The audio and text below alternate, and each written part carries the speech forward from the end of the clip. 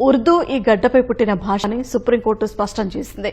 దేశ సమ్మిళిత గంగా జమున సంస్కృతికి అత్యుత్తమ ప్రతీక ఉర్దూ భాష అని పేర్కొంది.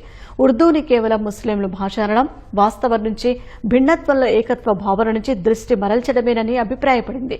మహారాష్టలోని ఒక పురపాలక సంఘంలో ఉర్దూ భాషలో సైన్ బోర్డు రాయడాన్ని సవాల్ చేస్తూ దాఖలైన వ్యాజ్యాన్ని తిరస్కరిస్తూ justice Sudhanshu Dhulia, justice K Vinod చంద్రన్తో కూడిన ధర్మాసనం ఈ వ్యాఖ్యలు చేసింది.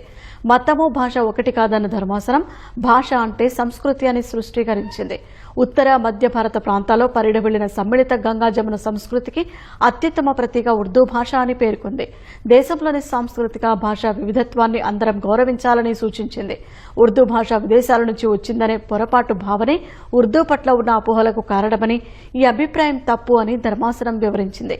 మరాఠీ, హిందీల మాదిరిగానే ఉర్దూ కూడా ఇండో ఆర్యన్ భాష.